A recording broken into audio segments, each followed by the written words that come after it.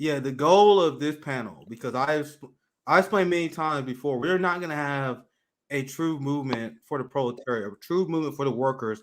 There is no anti-establishment movement that is happening unless we address the police state that we live in right now. The police do not protect you; they exist to serve capital. And they will always turn their back against the workers and fight against the activists that are fighting for change against the system. That's why you see countless videos of these police state goons beating up protesters that is like Marshall for Line 3, indigenous activists, people that are demanding change. The police hired by the capitalist thugs are there to squash that protest. And I want, before we get started, there's a lot to say because we got a lot of great guests that we want to introduce, and we also got a great video that we want to play. So let me know if we should get to that as well. If we still have Alice coming through, because this panel, big shout out to my friend Auk who helped us pull the new panel together. Auk was originally scheduled, but he had last second changes, but he helped us get a lot of great guests for this panel, because what the focus is: how do we organize against this police state? What are the steps that need to be taken so we can challenge this law enforcement system that is imposing regressive fines and fees on the working class via civil asset forfeiture? They constantly impose and violate our human rights. So we got a lot of great guests. Zoya, I won't allow you to introduce them, because Zoya, once again, I cannot emphasize enough, Zoya and Ak really save this panel because we have a few guests pull out. And I want to thank every single guest that you guys gonna hear us call up, because they kind of agreed to this last second just because they're very passionate about this issue. So every single person that joined us today, I want to thank you guys for making time for us here. So let's start with Carl. And since you know them more than I do, Zoya, let's start with Carl if you want to introduce them. And then I want to introduce the roundtable that we have. Um, Welcome to the RBN Activist Summit, Carl. Do you want to introduce yourself for an audience who may not know your work, kind of what you kind of activism you engage in and what you advocate for? Carl, if you want to introduce yourself real quick. Sure, I'm gonna be humble about it because I don't like introducing myself, but that's fine for the movement. So my name's Carl Williams. I'm a lawyer, an activist organizer. I went to law school so I could, support the people, support our movements for liberation and freedom. And I at Cornell University at the law school here, and I teach a clinic and have students work on issues of social justice. We call it movement lawyering, to support people when they're arrested, when they're charged, when they're trying to understand what their incredibly limited rights are under the Constitution and federal and state laws, and how to navigate those things to build power in our movements and to protect ourselves with those kind of weak sauce tools. I've been part of the National Lawyers Guild for a long time. I sort of hail from Boston. Generally, I'm in Ithaca, New York right now, actually at Cornell Law School. Yeah, thank you, Carl. And once again, and that's same to go to all our guests, because I know you guys agreed to join us pretty last second, and I'm very interested in hearing you guys' perspective, especially on this issue.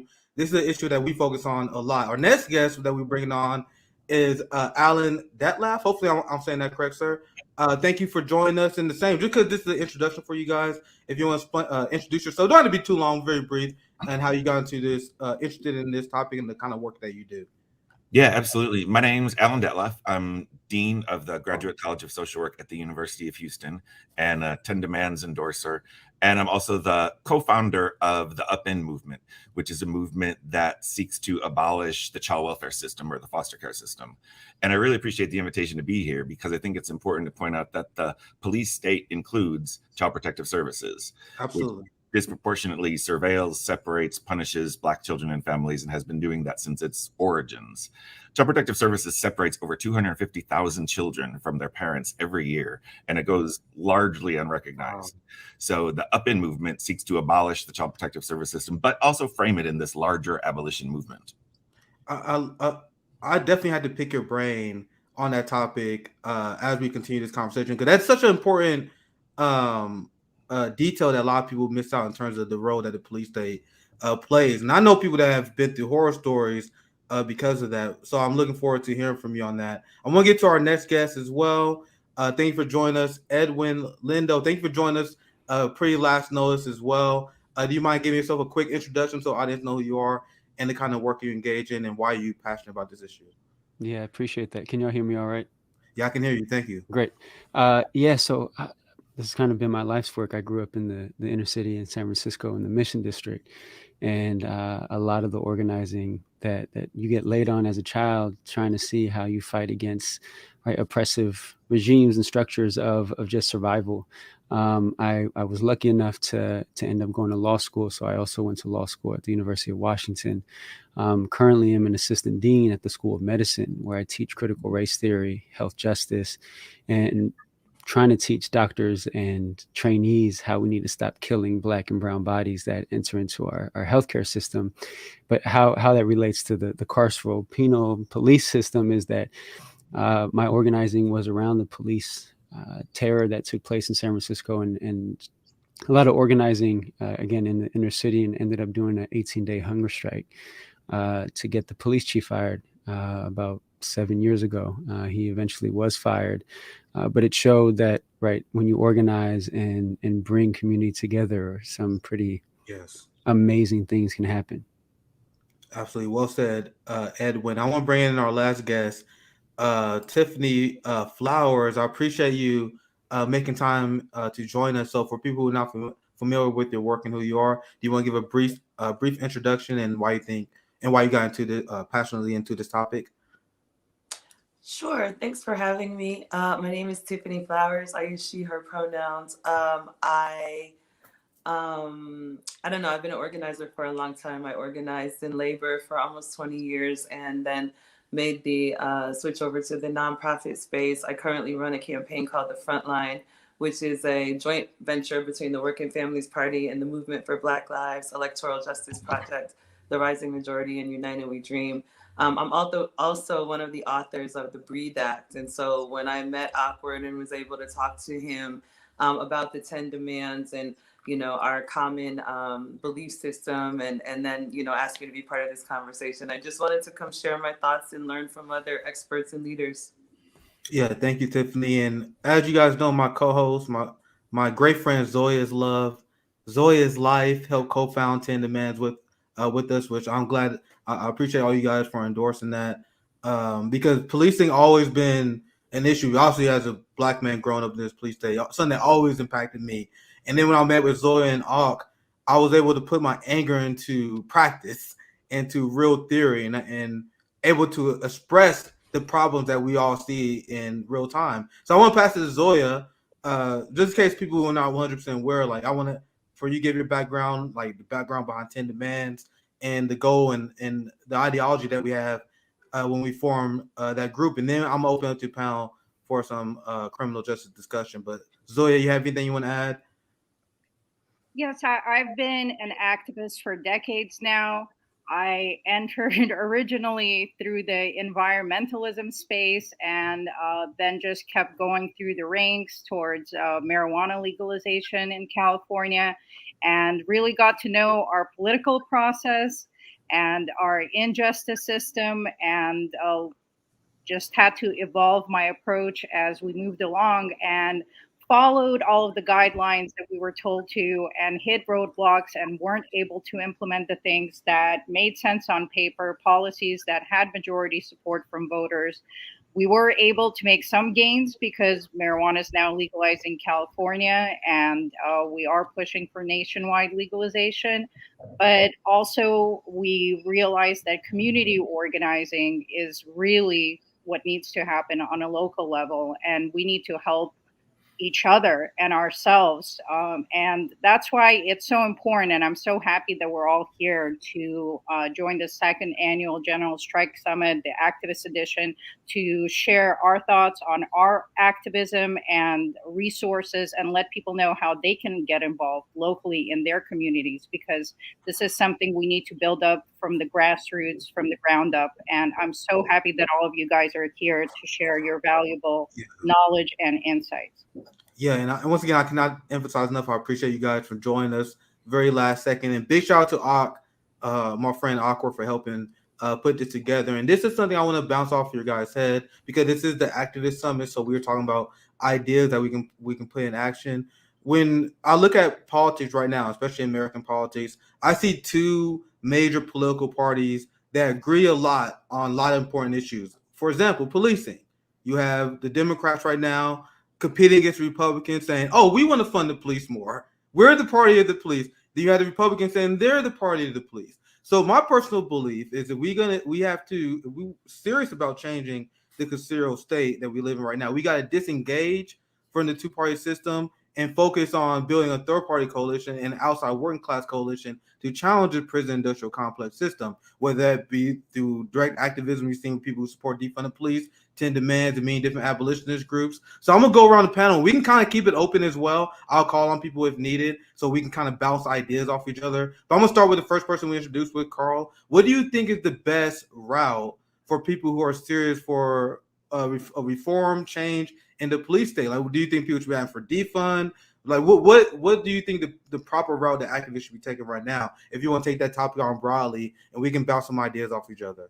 I'm going to answer this question differently than I would have probably about 5 years ago, because before I think we want to say we need people to understand, we need people to stand up. But in the George Floyd uprisings, we had the largest number of people in the history of the United States of America like stand up. So we don't need more people, right, to say I want to stand up for Black liberation. I want to stand up against police violence and murder of our people in our communities.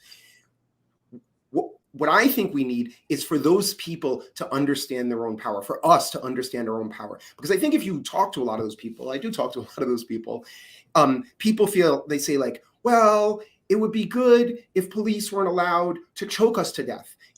Maybe it would be good if they had cameras on them. Possibly it would be good if they weren't allowed to hit us over the head or use chemical weapons on us. And we're dithering around the edges, right? We're whittling at these things, right? And when people hear other things like defund the police, abolish ICE, they're like, oh, what? That actually, I didn't think of that.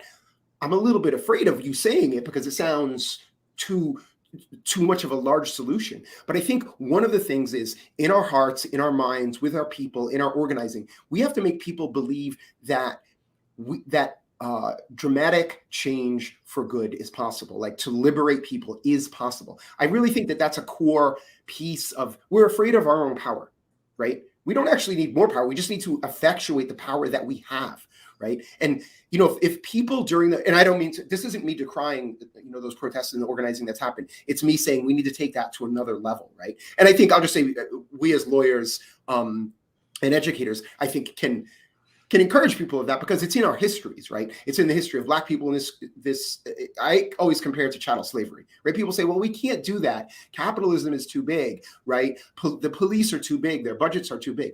And I say, let's line this up against the system of chattel slavery that exists in this country. Because basically Black women organized to stop that, right? Other people got on board, but that was who was at the core of it. And then Black men and then a bunch of other people, right? Quakers and some other people. But I ask people, I say, when you line those things up, right, the system of oppression that exists now and the system of chattel slavery that existed then, how much, I don't really have an answer to this question, but which one of those things is bigger? Which one of those things was more difficult to organize against and stop? I don't really have an answer to that. I don't particularly care about the answer to that. Yeah. But I think if we compare those two things, it's like, shit, our ancestors did this, right? And many of the people who are on this call right now are here because that happened in the past. So we owe it to them, right? When I see people that have that shirt that says, I am my ancestors' greatest dream or something, I always think like, I want to get a shirt that says, I owe my ancestors for my freedom. And I'm working to pay that back. It's too long for a shirt, but I'll put it in a tweet, right? Or someone else can. But I think that's really like, if we really believe we can, one, we really need to believe that we can be free. And two, we need to do the things to affect that, to make that happen. And we know what there's a whole bunch of the old things that people did in the past to make that happen. And there's a whole bunch of things that we're inventing in the future. Maybe this is one little piece of that to make that happen. So we need to believe it and get on it. Yeah, absolutely, Carl. I want to pass it to Alan. If you want to pick up from there, the topic being, what would your suggestion be on the messaging and the strategies that anyone who, I was about to say left, but I don't even like using that term anymore. Anyone who want to liberate our community from the police state. What do you think strategies in messaging from us should be based on your experience? Very vague. Mm-hmm. Yeah, I think, just to follow up on what Carl said, I think pointing this back to chattel slavery is really important because in one sense, abolition already happened, so we know it's possible. But when you really look at what the vision of abolition was back during the time of chattel slavery, it wasn't just the ending of slavery. It was the recreation of a society where Black people were really free and liberated. And that's Yeah. the part that still hasn't happened. Exactly. Even Frederick Douglass, going back to the South after abolition of slavery, decried the whole movement and said, this is not what abolition is about because we're still not free. I think the problem now is when it comes to the Democrats and the Republicans, too many people have been fooled by the Democrats' lie that if you don't vote for us, the Republicans will win. Yes. And they keep voting for Democrats over and over and over, even though they know how much the Democrats love the police and continue to throw money at the police. They keep voting for Democrats because they believe it's their only option. If they don't, the Republicans will win, and then that will be even worse. But if all of us keep doing that, if we keep putting Democrats in office, nothing's ever going to change. So the strategy has to be, as going back to what Carl said, recognize our collective power. And collectively, if we stop voting for Democrats, get the Democrats out and start voting for some real third party or other party candidates that believe in the values that we believe in, that's the only way we're going to bring about change, because Democrats and Republicans are the same thing. They just have slightly different PR strategies. Yeah, and to that point, Alan, I make this. I play this example to people all the time. The last press secretary, Jen Psaki, and this wasn't reported. We covered this on RBN. She was asked this question. She was asked, "Why are you guys funding the police more, despite the fact that people was in the streets in 2020 and the aftermath of the death of George Floyd?" You guys want to know the answer that she gave? She said the reason why we are funding the police more is because Biden ran on doing that. And you guys voted for me, so you guys gave us a mandate of doing that. Do you guys see why voting for people who have ideas that are completely counter to ours could be counterproductive? So I love the point that you bring up, Alan. We'll go to Edwin and then Tiffany next regarding the messaging, the strategies, and how we should be engaging the issue of criminal justice. Edwin, if you want to pick up on anything that Carl or Alan said, you are free to do so as well. Yeah, right on. No, and what's been said is so great. As an educator, as a popular educator, I'm also, with my wife, a co-founder of Estelita's Library, which is a social justice library here in Seattle, that its goal is to bring radical literature and ideas and thoughts and books to our folks. And I love here in Rome, I just heard for the first time, right, that y'all are buying a library, or he's buying a building to build a library. And to me, right, if we think about where movement starts, at least with the Panthers, right, it was in the back rooms of bookstores, right? And that's important because I think the study, the analysis, the community building has to be clear on what our history is. And it's nothing about being an evangelist for socialism, for capitalism. It's let's read the history. And their history tells us that while they told us they abolished slavery with the 13th Amendment, the 13th Amendment tells us it has not abolished slavery. And so this conversation of chattel slavery still exists today in our face, right? 13th Amendment says no involuntary servitude shall be allowed except if duly convicted of a crime. Well, we know this. We know the data. Carl probably knows it better than anyone here. Is that there is no duly conviction of a crime when there is a racialized state that says if you are Black, you are more likely to be put in prison. And so we have 2 million slaves that sit in our country that we then force into slave labor to make $90 to $1.50 a day. And they say, no, this is just a rehab program for folks to learn how to get job skills. Oh, that's nice. Well, why do the Fortune 100 companies get to utilize free labor to make their money and their profits? And when you're talking about strategy, what comes to mind is, I think as folks who are anti-capitalist, if we have to understand capitalism exceptionally well, right? We have to understand how it works, how it maneuvers, how it strategizes. And one thing that I think is important is that these are folks who are not getting paid minimum wage. So if we're about workers' rights, then maybe one strategy is we say, okay, you're going to use slave labor. We're going to require that it be at least minimum wage. They have the right to unionize inside. And what do you think is going to happen? Well, knowing how capitalism works, and to say, no, well, then we won't give them jobs inside. right? We're going to take it out and we're going to bring it here into the communities that it'll be less expensive. But it would force, so let's say, for example, a city mandated by law that you can't operate or get a business license if you use prison labor. Well, that'll change the way that businesses operate. That will change the way that they look or react to things. And so that's one strategy that has always come to mind. I think additionally is realizing that prisons and jails throughout the country are used as a tool of overrepresentation in Congress by rural communities that will get grant money to build prisons, get prisoners into those beds, and then use that as the population for congressional representation in Washington, D.C. It's for folks to be clear here. If you go to jail, wherever you reside in that jail, they use you to get representation in D.C. You don't get the representation in the community you grew up in. It's in the rural Budonk place that is literally the most racist place you can imagine. And they're making not only money, they're also getting power in DC to make sure they can get more prisons, to get more of our folks inside. Yeah, thank you for a lot of insight. I want to get Tiffany Flowers in here. A lot of the work that you do on this topic, I would love to hear what your thoughts on in terms of what our movement messaging should be, our strategy should be, and how we should approach the issue of policing in a very vague way. Go ahead, Tiffany.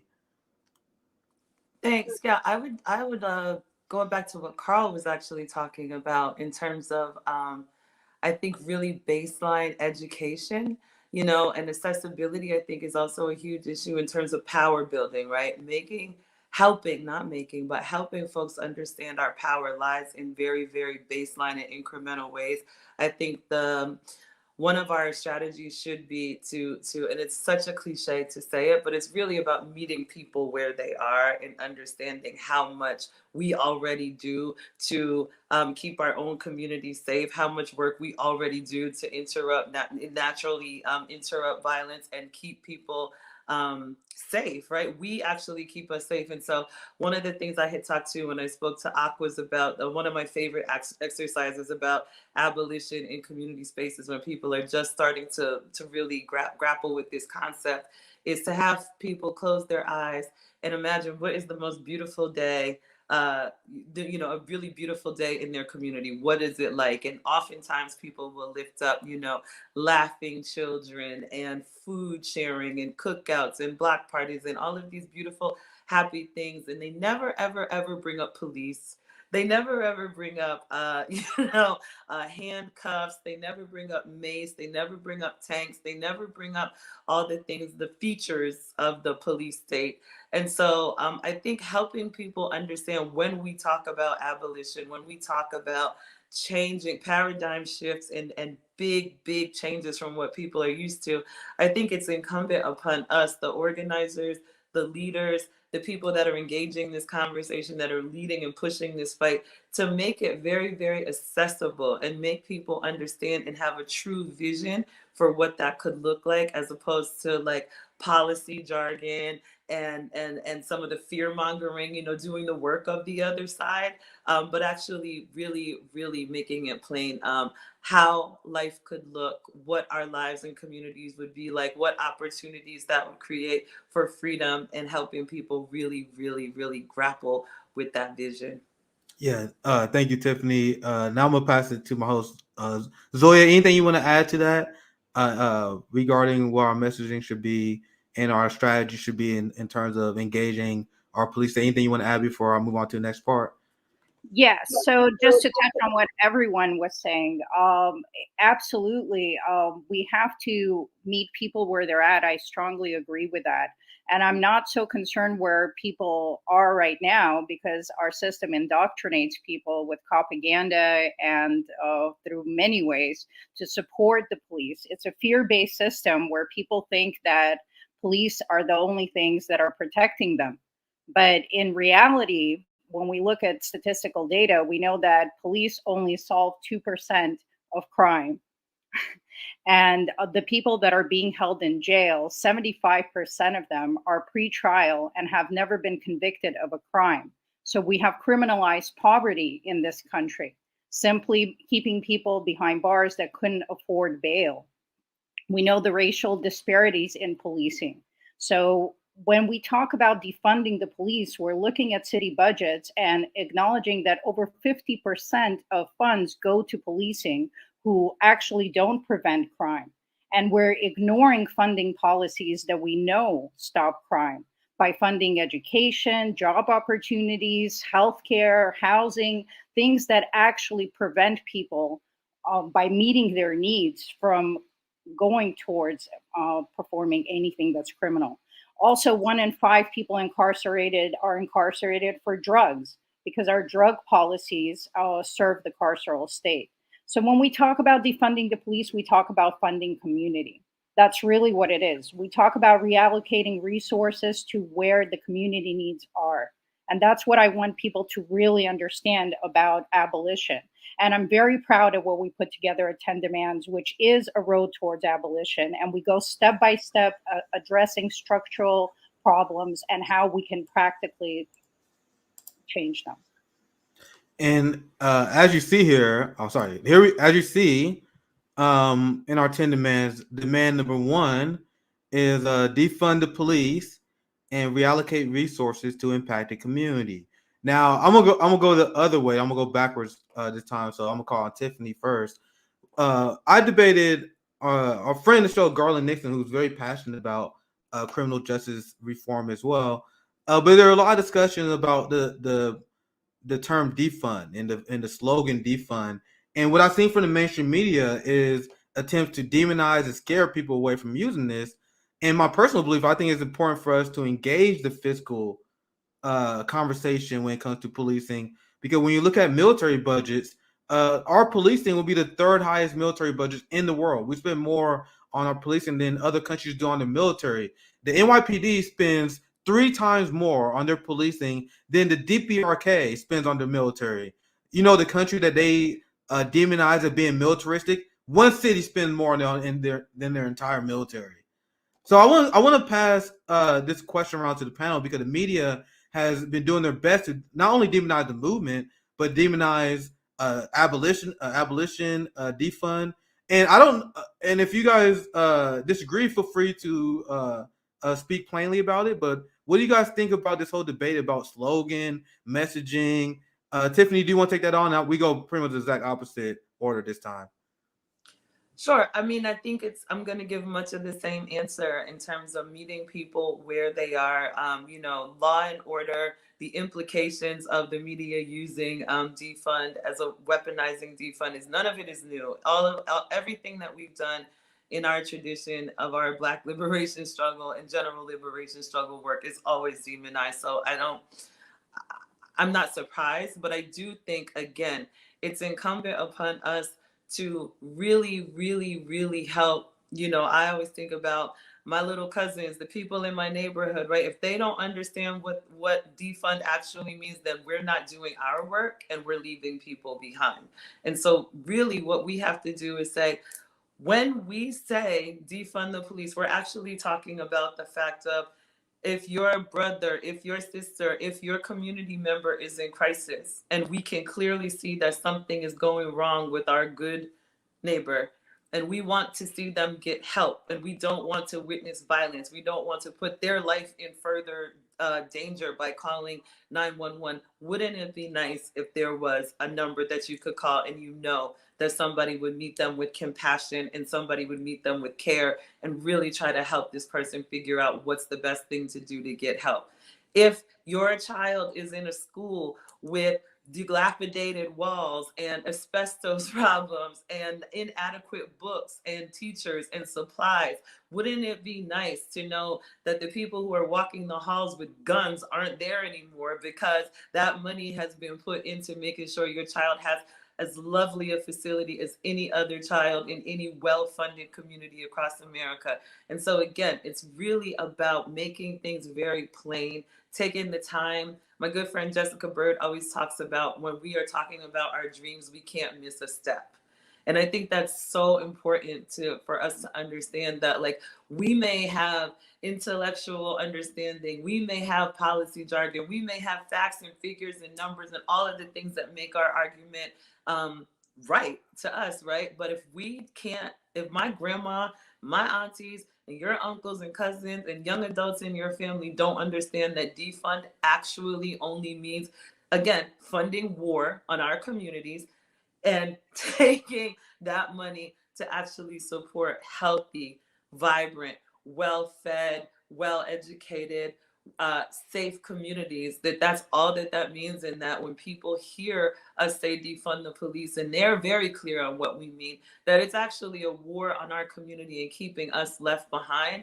It's a war on keeping us living in a police state and unhealthy and unfed and unsafe. And so it's our work to actually unboogeyman defund and make people really understand that defund is actually a love movement. It really is. It's about taking what we know is possible and enacting it and making it possible in our communities.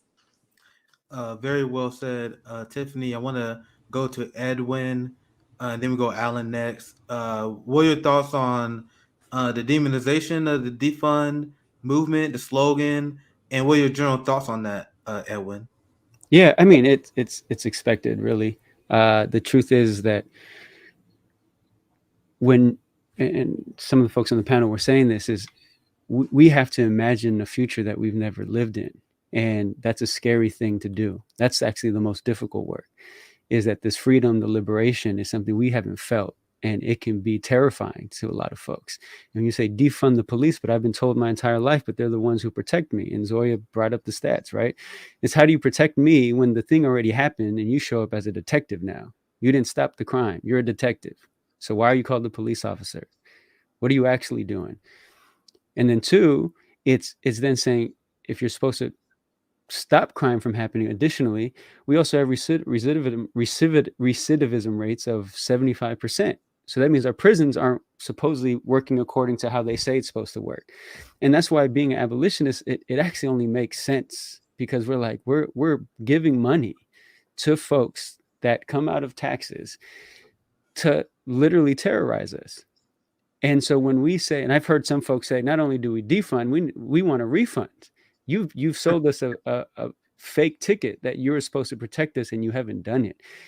Because if any other group, the work that I do, anyone else here does such a poor job like our policing in this country, every single one of us would have been fired, right? If we would have accidentally harmed someone, if we would have misspoke, if we would have said racist things, we would have been fired on the spot.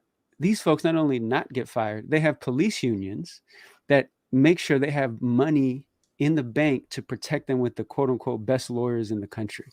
And then the last point I would make is that they also have run a game on the understanding of what it means to be workers, right? Police have somehow convinced the world that they are part of the workers class. And by definition, they can't be. You are holding a gun. And when there is a protest, when there is a when there is a union that's getting out and demanding better wages, they literally have to cross the picket line. That is their job. Their job is to cross the picket line with the gun in their holster. And they want to say that they are with the worker. They can't be. Exactly. Right. And so it's a scam. The police union is not a union of workers. It's a union of ensuring that you have folks, as you said in the beginning, Nick, that protect the Capitol. Because the way I put it is, when you have police for protest demanding justice for our community, which way are the police facing? Right. They're looking at us protecting the buildings. And I'm asking the question, well, why are you protecting the buildings from us? Yeah, why you're supposed to be protecting us, supposedly. But then when you have certain other communities, like white women that go in mass in the streets wearing pink hats and say, oh, we're here to be with police, the police then do what? They're protecting them from what they say are potential threats from other people. And I'm like, yo, y'all have made it very clear where your interests lie. And it's not with actually the freedom of communities that have been oppressed and put under. So I think it's when we make clear, and it's made clear when we get in the streets, who they're there for. Because I have never, at least in the organizing I've done, I've never seen a police officer. So you know what? I'm done. I'm protesting with you. I remember Edwin on that point. That's such a good point you make, because I remember I hosted my call and I talked to a lot of the viewers of the show and maybe people who just so happened to see the show as well. Some guy was asking me this question. He said, "Do you think it's a good idea to try to organize with cops who may be discontent with the system?" And my response was, "Hell no, hell, there's no way, no way." The cops, you gotta understand their role. Their job is not to protect you. They're not just some guy who doing the job. They are there to protect capital. These are the people who are most likely are counter-revolutionary. Think about the kind of person who want to be a cop. They see the system and they love the system so much they're willing to kill to protect that system. These are not the people who built revolutions. I just want to bring that up because that's such a good point you bring up, Edwin. And well, and I'll make the last point on what you Go said. But they've convinced our youngsters, they've convinced our community by some high level incentives, right? You'll start off at $100,000 in San Francisco. You'll get a pension at 75% when you retire. You don't need a college degree. You can graduate high school. yeah. And you get a job. And so for many of our folks, they're like, well, if I can't make it out, this seems like a great avenue. The same is true for the military. Like it's a game they play with our folks, and it kills us. Yeah, absolutely. I want to get Alan in here, and then we go Carl next. Anything you want to add? We were originally talking about the defund slogan, but anything you want to chime in on based on what Tiffany or Edwin said, feel free to do that as well. Go ahead, Alan. Yeah, I think, when it comes to the defund slogan, my view on that has always been that anyone who wasn't part of the organizing that led to the development of that term doesn't have the right to critique it. Yes. The term was developed specifically to accomplish a specific purpose. If you weren't involved in the development of that term, you don't have the right to critique it. That is the term, or that is the slogan. But secondly, I think that, back to, what both Tiffany and Owen said, there's both a misunderstanding problem, but there's also a values problem that I want to mention. And I could give a Child Protective Services example. A lot of people don't probably realize only 16% of children in foster care are in foster care because of what the state calls physical or sexual abuse. 70% of children in foster care are in foster care because of what the state calls neglect, which is largely related to poverty.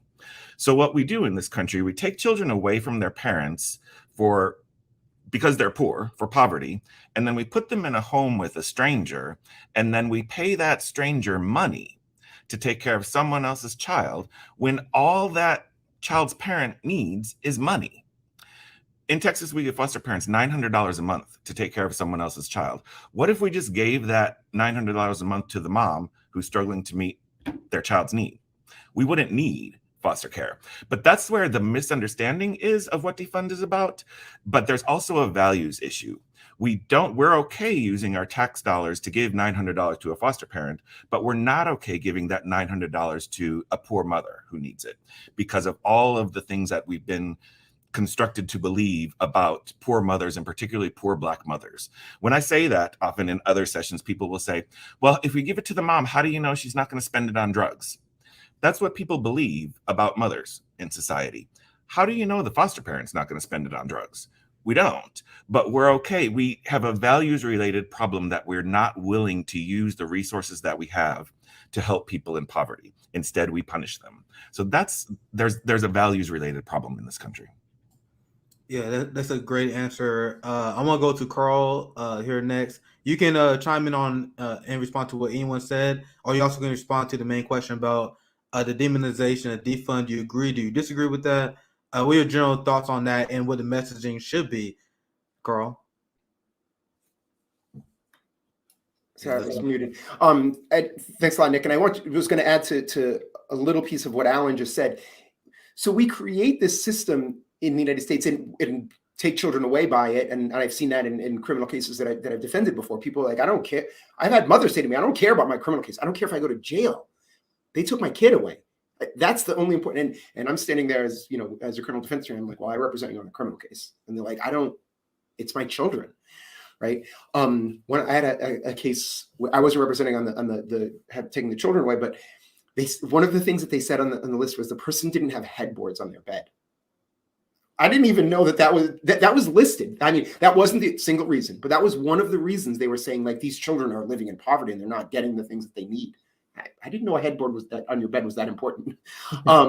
So one of the first things I wanted to say is, for all of this, when we say the word crime, And when they say the word crime, it is a canard. It is bullshit, right? Because crime is the thing that they want to use, is the thing that they made up as an excuse to control underclasses of people, to control undesirable people, right? So when they say, oh, this crime is increased here, or crime is decreased there, or Democratic cities have less crime, or Republican cities have less crime, all of that, whenever I hear those statistics, they say crime is on the rise. Do you, if we think of this comparison, like people that live in Anacostia in Washington, D.C., by their standards, there would be a lot more crime there than there is on Capitol Hill in the building of Congress, right?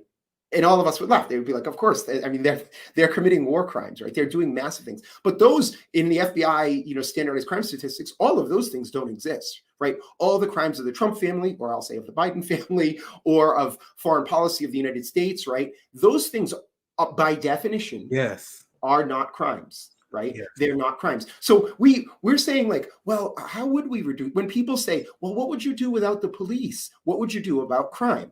I say, well, first of all, let's start talking about what you mean by crime, right? Yeah.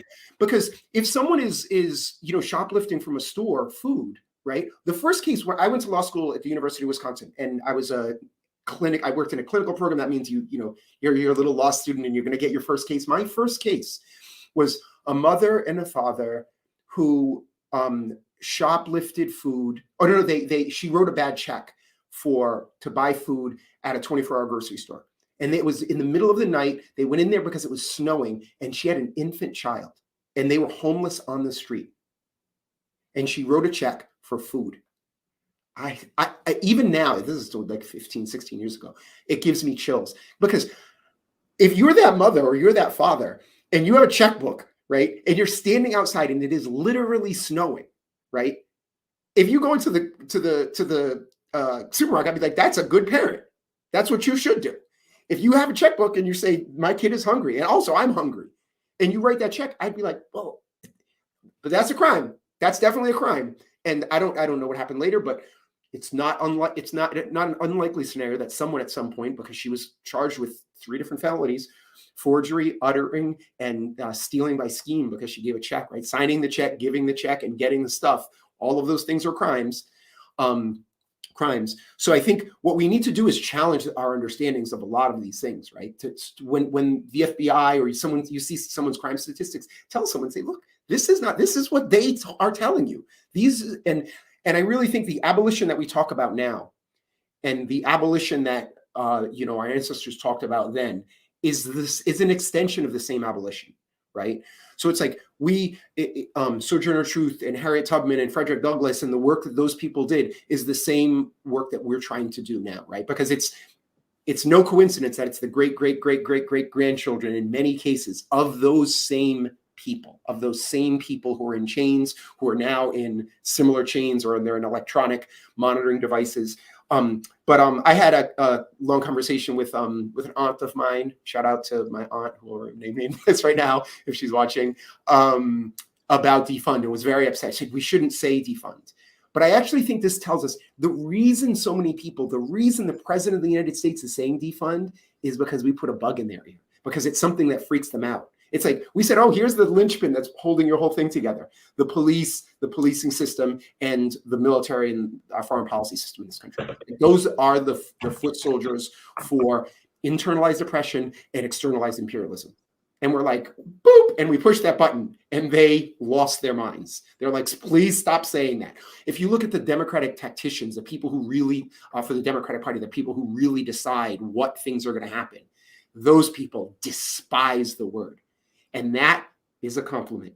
That means we're doing something that is getting in their heads. We're putting forward an idea in defund and abolition that is tantalizing to people. I've never really heard someone say, when you say, in a time of COVID, doesn't it make more sense to spend money to protect people's health, to educate people, and to give people things that will make them continue to have a good and happy and long life, instead of giving it to the police department to buy new cars or to buy drone, like New York Police Department has a drone submarine, right? There's a grandma that passed away somewhere that could have had a mask, that could have had access to food, that instead of them having a drone submarine. And I've never really heard anyone unless they're really reactionary, right, not at least, raise their eyebrows and go, well, Yeah. what about the really bad crimes?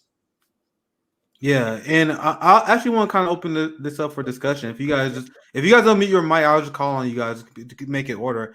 Zoya, you want to chime in because and we go Zoya, Edwin, and Alan. I'll just tell you guys unmute in that order. So Zoya, Edwin, and Alan. Go ahead, Zoya. Yeah, to Carl's point, this definition of crime has enabled the system of injustice that targets marginalized communities. While police operate with impunity and murder 3 people per day, which we recently learned is actually underreported. So we must start with understanding that the current system is not working. People that are afraid of trying other solutions or what abolish means first have to come to an understanding that what we have does not work. What we have criminalizes people that are struggling. We are proposing alternatives that resolve the root causes. Things like sending social workers instead of armed thugs to help someone experiencing a mental health crisis, having community policing, funding food gardens.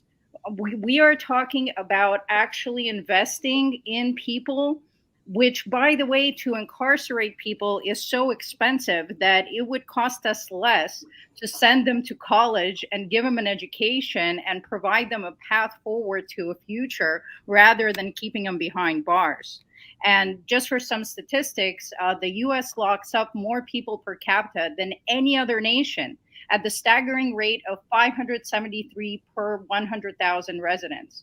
So we have to realize that these 2 million people that are incarcerated nationwide, and many who are out on probation and parole who still continue to face challenges gaining employment because we continue to put roadblocks in their way of how to proceed with their lives, that this system is simply not working. It creates crime. So our 10 demands, which hopefully everyone has seen, are actually solutions that are based on social science. We are the reasonable position, not supporting a system that does not work.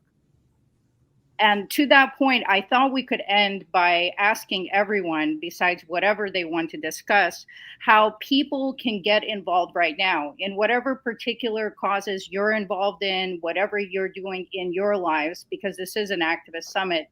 What can we tell people that they can do right now? People who are moved by this, people who already agree with our positions, what can they do in their local communities as civilians to help shift the situation and get involved in the movement? Yeah, great question, Zoe. We can go Edwin and Tiffany, and then we go Alan. If you guys don't mind, if you guys want to take Tiffany, you that can one. go ahead. You raised your hand. Yeah, go ahead, Tiffany. I'm really excited to talk about my work. Sorry, I get the Holy Ghost when I talk about. Yeah, I love to hear it. I love to hear it. Yes, so right now, as I mentioned before, the campaign manager of the Frontline, and we are doing election defenders work. I am not a voting evangelist, but I will say that voting is a very important tool that we have to use until we get to a place where it's not the most important tool that we have to use once a year or twice a year sometimes. But the election defenders is a program that was designed with this exact spirit of abolition in mind, because we know that the people that oppose us and the laws that we want and help us on our liberation journey are going to be turning up at the polls this year. They promised some drama in 2020, but they're definitely already doing it in 2022. And so the Election Defenders is a program of community care. We actually show up at voting locations where we have intelligence about different prospective violence, and we're there to be interrupters, so that people don't have to call the police, so that the police don't interfere and discourage people from using their tool to vote and be members of their community. So I invite you, if voting is important to you and you want to make sure people in your community are able to do it safely and not be intimidated by the police or intimidated by people who don't want to see them be able to cast their ballot to join us and become an election defender. And you can go to you can go to thefrontline.org and sign up to be an election defender across the country, and we'll get you trained and we'll get you connected to a local defender. We welcome you to join us because we have to show up for each other and keep each other safe. Yeah, thank you, Tiffany. I want to get Edwin in here. Feel free to unmute if you guys want to chime in as well. We're going to wrap this panel up in maybe in the next 7 minutes or so. And I would love to hear from you guys. So also, we can kind of use this as a last word kind of thing too. So Edwin, Zoya's question, how can people get involved? And also use this as a last word, just in case we run out of time as well. So once again, thank you all you guys for joining the panel. It was a great conversation. So go ahead. No, it's great to be here with folks. I wish we could all meet in person and strategize. Sure. Really. To be honest, as far as what to do, I mean, there's so many folks. Tiffany mentioned it, the work of Carl, Alan. I mean, I tell folks, as far as a popular educator, right, you plug in where it speaks to you and not say, oh, this is the only thing I'm focused on, but realizing, as the Panther says, it's this work pending revolution, right? And we continue on that path. So if it's children, if it's the carceral system, if it's education, I mean, it's plugging in, because at the end of it, there is unfortunately a connection with policing, right? Folks mentioned schools. Tiffany mentioned schools, and Zoya, like, why is there people again with handguns, loaded handguns, roaming the halls of our children? We talk about hospitals, right? I work in that. And I make the claim very clearly that unfortunately our hospitals serve as an extension of the carceral system, right? From the folks who come in from the inside and folks who get arrested who don't even have a charge against them, but yet are brought in on 4-point restraints, and they can't even get just dignified health care, right? They coming in and people are already presuming that they did something wrong. And so I think it's just finding the space that you exist in, that or that speaks to you. And there are folks who've been doing this work, and this is the thing about the waves, right? George Floyd came, and then everyone, Carl mentioned, right? Everyone is now conscious, and I'm like, beautiful. And I want to see who's going to stick around, right? That's who I want to organize with. Yeah. Is the folks who are going to stick around, because that's when it is not attractive. That's when it's hard. That's when it's late nights. And I'm getting old, and so we need younger folks as well, because I can't stay up past 9 o'clock. Like we need other folks who can help with the energy. And in all honesty, like I'm not going to claim everyone. For me, our dreams get stale because we've been at this work for so long. And so we need the innovative, creative young minds that say, what about this? Yeah. This could look so different. And I've been in moments with youngsters, and I'm like, I never even imagined that. That's unbelievable. And what can we do personally? I mean, I'm a believer that our personal is our politics. I don't call 911. I've never seen a point to call 911. I don't call 911, and because that's where it comes to a head. It becomes real, right? It's not just, abolish the police. It's I'm not going to use you. You are not useful to this community. And so people say, well, what do you do, Edwin?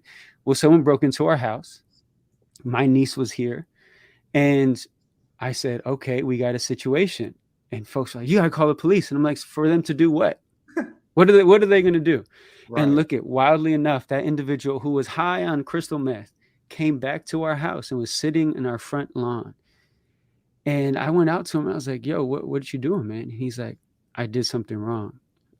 And I said, what'd you do? And I hadn't connected the dots yet. It was late in the evening. And he said, I did something wrong here. I said, oh, you're the one who broke into my house. And he said, yeah. And I said, Estelle, my wife, I said, can you get the leftovers that we had from last night? We're going to heat them up. And for an hour and a half, we sat and talked with him.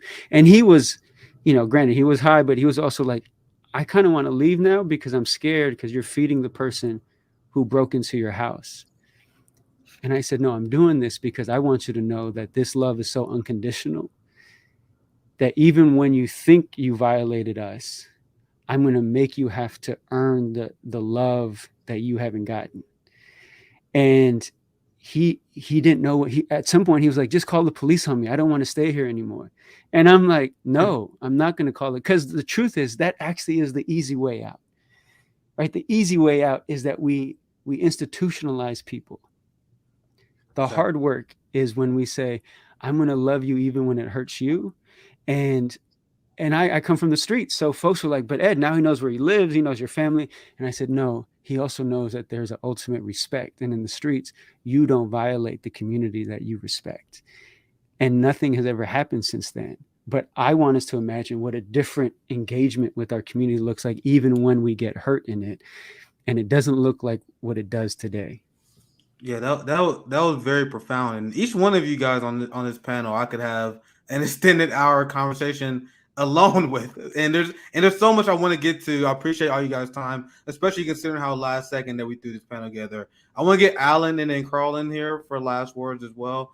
Alan, especially with you and when you brought up an issue with child protection services. Once again, that's something I honestly haven't dug into as much as I probably should have. So I appreciate you bringing that up, and maybe we gotta have a conversation about that another time when we have more time. But any last thoughts, any final words you want to bring to people regarding getting involved, and any last thoughts you have? Yeah, absolutely. And I'd love to talk about that issue more. But if you're interested in learning more about the movement to abolish child protective services, you can go to our website. It's upendmovement.org. We just had a virtual summit last week featuring with Angela, with Angela Davis and Mariam Kaba. So if you want to hear more from Angela Davis and Mariam Kaba about this movement, just go to our website, upendmovement.org. The videos are there. I'd say as a last comment, similar to what Edwin said, recognize that mandatory reporting or making calls to child protective services hotlines is not a neutral or benevolent act. It results in harm every time, harm to the children that are involved, harm to the families are involved, harm to the communities. At Up in Movement, we're actively working with some other groups to try to repeal mandatory reporting laws. So if you want to get involved in the bigger movement, you can go there. But as an individual step, don't call child protective services. Thank you, Alan. We definitely gotta have a conversation about that. Maybe here soon, but I want to get Carl. Thank you guys all for the time today. Carl, any last thoughts? How should people get involved? And thank you for joining as well. So I think there's different things in different places, but I mean, during COVID, there were a lot of mutual aid projects and organizations, some a little bit more centrist, some a little bit more radical. Get involved with the centrist ones and change people's minds. Get involved with the radical ones and do that work. You know, bringing food to people, bringing aid to people. I think alongside that, there are bail funds all across the country, and there's, you know, on specific days, sometimes like Christmas bailouts and Black Mother's Day bailouts for Black mothers. Get involved with those, support those financially. Drive to jails and prisons and courthouses and bail people out of jail. You can do the work if you have money or if you don't have money to make human beings free. Like next week, that can happen. It can happen on Monday, and that is astonishing work that sort of popped up. There's people doing cop watch and court watches all across the country. You can get involved with those. If people are a lawyer or a law student, or even if you're not, you can get involved with the work that the National Lawyers Guild is doing, being legal observers. People have probably, I might have a green hat somewhere in my office. People have probably seen us with the green hats, trying to make sure people are protected and documenting what's happening at protests. That's all the concrete stuff. The other thing I'll say, and just as a piece of good news is, I believe we've overcome many things in the past in the march towards liberation, right? I believe that people will be free. And the only question, people will be free. We'll free the land, we'll free the people. That's going to happen. The only question is how long it's going to take. And the answer to how long it's going to take is how many people and how, I would say, confident and radical a position and what people are willing to do to make people free in this country and in the world. And the more we do that, and the more people who are involved in that, the faster that thing is going to happen, because we've overcome greater things in the past. So I think that should be one of the guiding principles. I think the 10 demands to abolition are great steps in that. And yeah, now I think we need to get down to doing the work, or do more of our work, and convince other people that this is something that can happen. Yeah.